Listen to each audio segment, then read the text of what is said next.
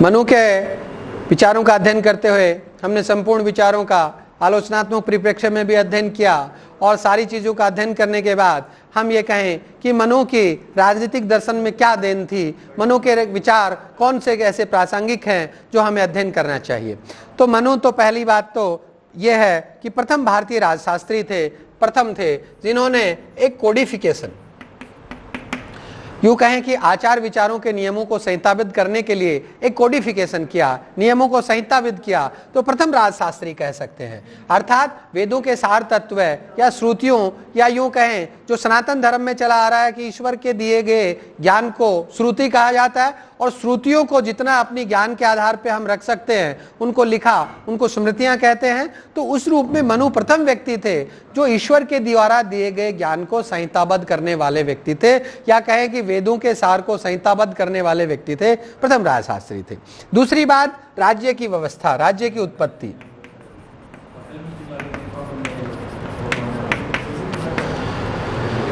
उस समय की शासन व्यवस्था का अध्ययन करें तो संक्रमण कालीन व्यवस्था थी, आतताई थी, अत्याचारी था, निरंकुश शासन था।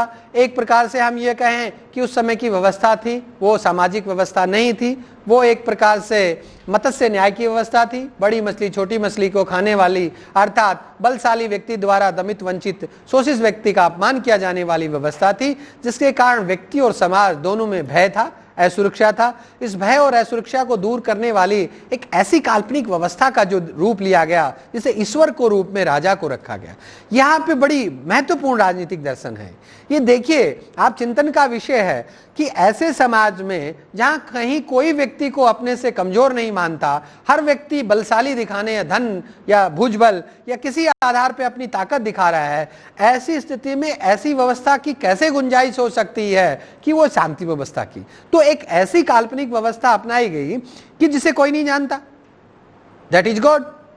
अर्थात ईश्वर के रूप में ऐसी शक्ति परिलक्षित की गई जिसमें सभी गुण संपन्न है। आठों देवताओं के, इंद्र, अग्नि, वरुण, यम, अनल और चंद्र, कुबेर, सभी के गुणों से परिपूर्ण एक राजा की कल्पना करना, और उस काल्पनिक अवस्था में ही कहा जाता है कि क्यों किया गया ऐसे शक्तिशाली राजा की स्थापना, क्योंकि जनता को शांति व्यवस्था बनाए रखनी थी।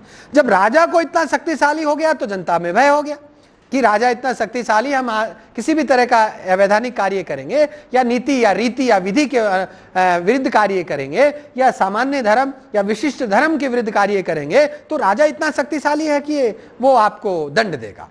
तो ऐसी स्थिति में इस व्यवस्था को अपनाना और ये मानना कि राज्य की उत्पत्ति इस तरह ईश्वर के रूप में मान के शांति व्यवस्था बनाए रखना महत्वपूर्ण राजनीतिक दर्शन था। वो राजनीतिक दर्शन महत्वपूर्ण रहा है। तो राज्य की उत्पत्ति का दैवीय सिद्धांत महत्वपूर्ण है, इसके आधार पे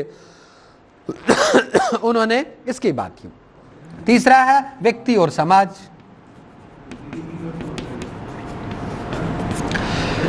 व्यक्ति को कर्तव्य आधार पे और समाज को भी अपने कर्तव्य के आधार पे न्याय की व्यवस्था करता। जो न्याय की स्थापना करना है वो व्यक्ति को और सामाजिक दोनों न्याय की स्थापना करता है, लेकिन वर्तमान समय में हो सकता है सामाजिक न्याय के स्थान पे सामाजिक असमानता को ध्यान में रखा गया, लेकिन मनु के द्वारा व्यक्ति की व्यक्तिक न्याय अर्थात व्यक्ति को करने वाले कार्य और अपने कर्तव्यों के बारे में उल्लेख किया है। वर्तमान समय में भी व्यक्ति को कर्तव्यों का निर्धारण किया जाता है, तो अधिकारों की बजाय कर्तव्यों पे ज्यादा ध्यान दिया गया और व्यक्ति को यह कहा गया, व्यक्ति को यह समझाया गया या व्यक्ति से यह आशा रखी गई कि वो अधिकारों की मांग नहीं करके कर्तव्यों का पालन करे। तो ऐसी स्थिति में जब व्यक्ति राइट्स का डिमांड नहीं करेगा तो क्रांति नहीं होगी, युद्ध नहीं होगा, विचारों में भिन्नता राज्य के साथ नहीं होगी। कर्तव्य का पालन करना अर्थात किसी भी तरह का किसी भी सीमा तक व्यक्ति उसको ये मानता है कि ये मेरा कर्तव्य है।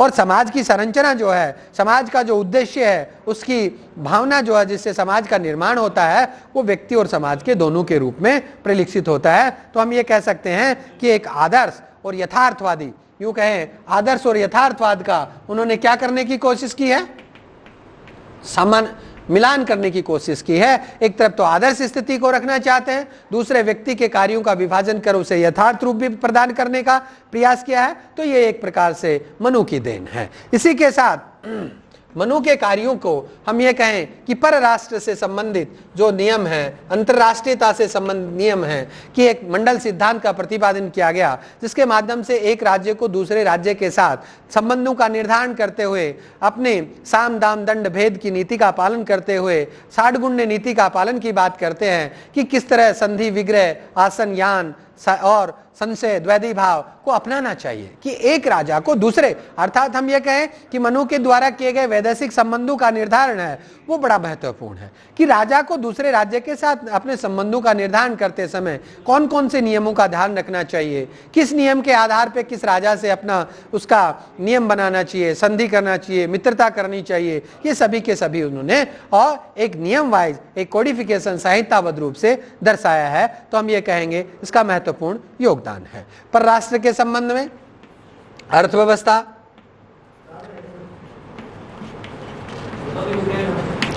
मनु के द्वारा आर्थिक रूप से राज्य के लिए राजकोष की जो घोषणा की जाती है, जिसमें करों का करारोपण है, वो जनकल्याणकारी राज्य के आधार पे है। अर्थात राजा को प्रजा पे इतना कर लगाने का कहीं अधिकार नहीं होना चाहिए कि उससे कल्याण की भावना निहित नहीं हो। वर्तमान समय में जितने भी हम कहें कि वर्तमान के राज्य हैं, उन राज्यों में कर लगाना किसी का आधार नहीं है। मनु के राजा ने, मनु का कहना था कि राजा के द्वारा प्रजा पे अत्यधिक कर लगाने से प्रजा कल्याणकारी या राज्य कल्याणकारी या राजा श्रेष्ठ नहीं कहलाता है।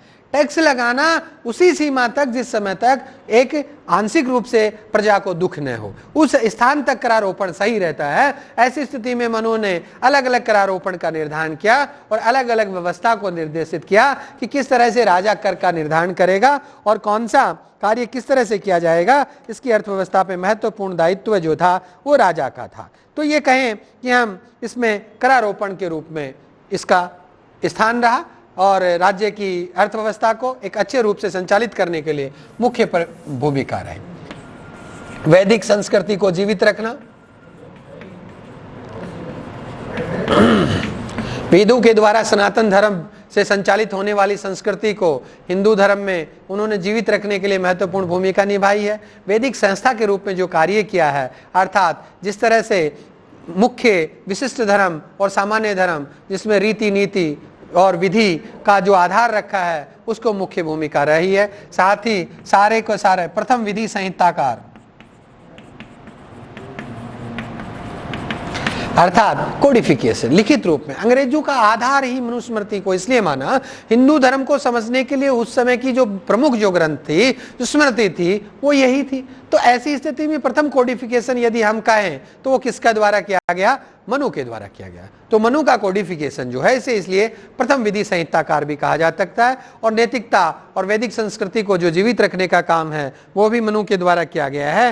राजनीतिक प्रशासन जो है, राजनीतिक शासन जो है, जिसमें ग्राम 1, 10, 100 और 1000 का इस तरह से विभाजित किया गया और उनको अलग अलग रूप से अपनी अपनी नियमों के आधार पर प्रशासन में जिम्मेदारी दी गई और उसी प्रशासन के आधार पे इस शासन व्यवस्था को संचालित करने का महत्वपूर्ण योगदान रहा है। तो ये हम कह सकते हैं कि वर्तमान की शासन व्यवस्था में शांति व्यवस्थाएं बनाए रखना, सुरक्षा की भावना को रखते हुए व्यक्ति और समाज का जो आधारभूत संरचना जो मनु ने तैयार की है, वो राजनीतिक दर्शन में महत्वपूर्ण योगदान रखती है। और मनु के राजनीतिक दर्शन का एक बड़ा योगदान है, जिसे हम ये कह सकते हैं कि भारतीय राजनीतिक दर्शन में जो प्रथम रूप से प्रथम राजशास्त्री के रूप में हम जानते हैं, इसके साथ ही जो उनमें आलोचनात्मक व्यू है, उसकी बजाय उसको छोड़ दे तो हम देखते हैं कि मनु का राजनीतिक दर्शन है वो कहीं न कहीं भारतीय राजनीतिक दर्शन का आधार रहा है। आधारभूत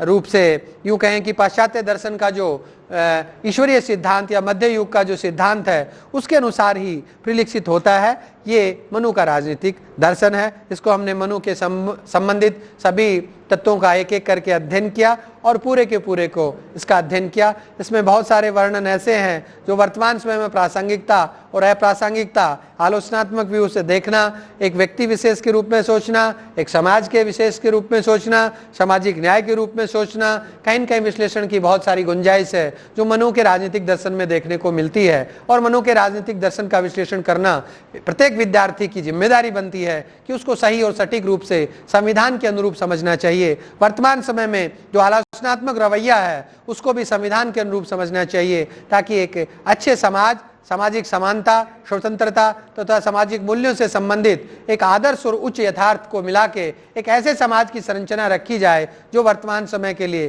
प्रासंगिक रहे। अतः हम आखिर में कह सकते हैं कि मनु का राजनीतिक दर्शन है वो प्रासंगिक है, वास्तविक है और विश्लेषण के लिए अति महत्वपूर्ण है। ये मनु के राजनीतिक दर्शन को एक एक करके हमने अध्ययन किया। अब अगले में हम कौटिल्य पढ़ेंगे।